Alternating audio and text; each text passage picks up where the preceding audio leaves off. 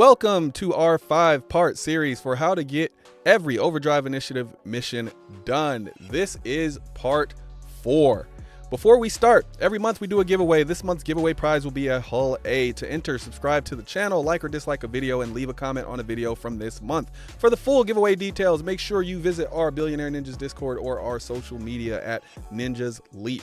I won't go too much into details.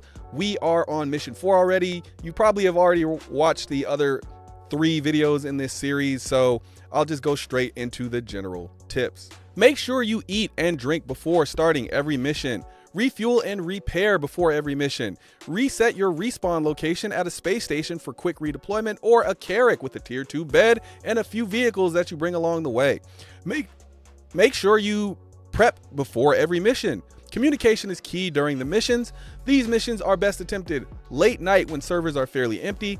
Prepare to server hop and don't be afraid to use European and American server swaps to find your empty server. Check your mission history to make sure you completed the missions. Beware of the server frames per second. If the frames are high, expect higher difficulty in FPS related missions. If frames are low, expect higher difficulty in ship combat related missions. As always, beware of griefers just trying to ruin the fun. All right. So number 4 is the Xenothreat surveillance. This is probably my favorite of all of the missions. I just think it was the most fun. If it wasn't the Xenothreat incursion where you just are going around shooting a bunch of ships, it's probably this one. So this one, you have to, there's 4 parts of this one. So you have to fly there and engage with whoever shows up. You have to EVA and uplink, then you have to EVA back out and defend, and then you have the Correa part. So for this one, your prep is really kind of the same as before. You're going to have to prep twice for this one, so just beware. So your first prep, you don't really need any armor. You can just wear flight suits just to make sure you have good run speed. And I don't know if it affects EVA speed, but if it does, just so you have that extra speed, you wear light armor, or you just wear like one piece of armor. Unless you are the person going in, then you want to bring for sure some light armor, because you want to do that in case you accidentally set off a proximity mine. I'll talk about those a little bit later. So take some fully crewed ships with you. You want heavy DPS again. You want, and also some ships with some decent fuel. I suggest the Inferno, Corsair, Redeemer, Scorpius, F8, or Connie. You'll need to do this mission 3 times. So you're going to need some decent quantum fuel capacity, not as much as in the previous one in mission 3, but you'll definitely need some decent fuel capacity. And that's important, especially if you're like strapped for time. You're definitely going to want to bring these ships with better fuel capacity, so it just saves you a little bit of time. So make sure you change your stock ship loadouts to the fast drives or the high capacity drives. So you're going to want to do that every single part of this mission. You're going to want to make sure you have, if you haven't already done it at the beginning, you're going to want to make sure you go in and change your high capacity drive or change it to a fast drive. And that's so, you can get there quickly, or at the very least, you don't have to go back and refuel. While you're at it, just upgrade everything. Do your shields, your coolers, your ship weapons. Just do everything, and then you don't have to worry about it. But some of you might already have that stuff done. At the same time, you're not supposed to need Tiger Claws for this, but I say bring them anyway in case the mission doesn't act right. Never a reason not to bring a Tiger Claw. They're cheap enough to where you should be able to have those at this point. If you made it to mission 4, the money that you've made at this point should allow you to get one of those, right? So let's get into this mission, right? So you fly there and engage. So the comm arrays are always protected, so beware of both interdiction and quantum engagement on your way there. When you arrive, there will normally be at least 2 enemies. They often go for the early missile lock, so have flares and chaff ready. Reinforcements don't arrive until you start the uplink, so you are free to EVA out. All right, so you can EVA out right after you deal with those 2 enemies. You can EVA out. I suggest parking under those big solar panels, and then you can, get in there fairly easy, and then you don't have to worry about your ship getting blown up before you get back out to it.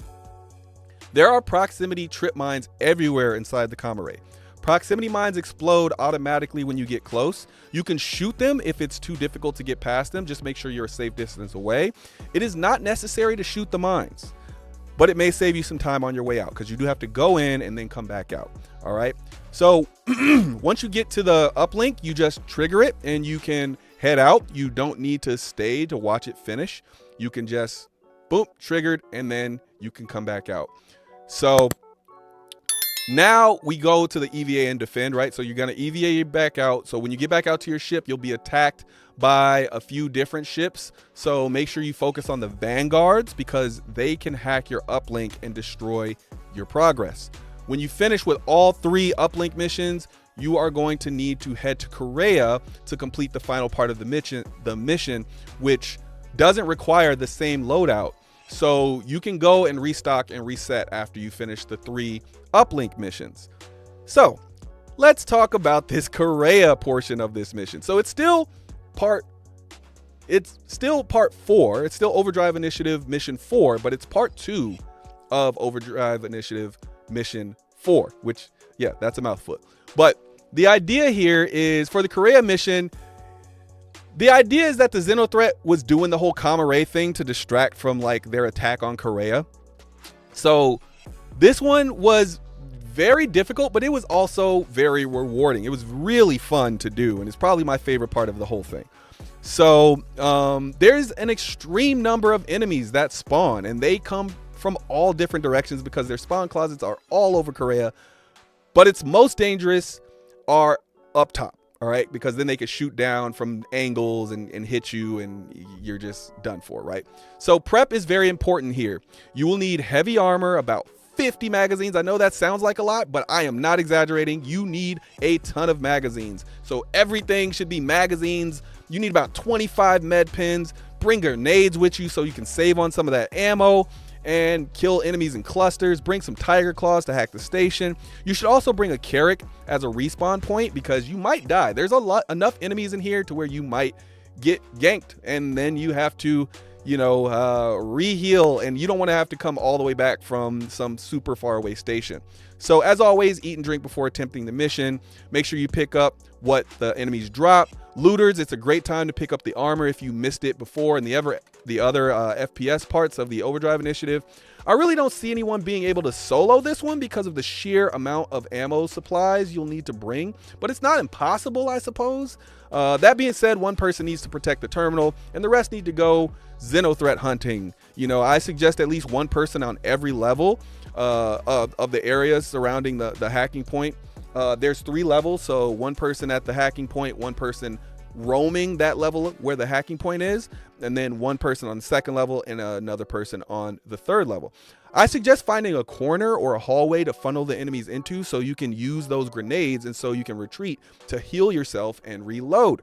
There are a lot of enemy waves and it is relentless, so prepare to keep fighting until it's done. With every few seconds you're gonna need to kind of pull yourself away from how many people are coming through there, and there's very few and very short break periods, so just be aware. Also, make sure you leave Korea when you're done before the 15-minute timer is up, or you will get a crime stat.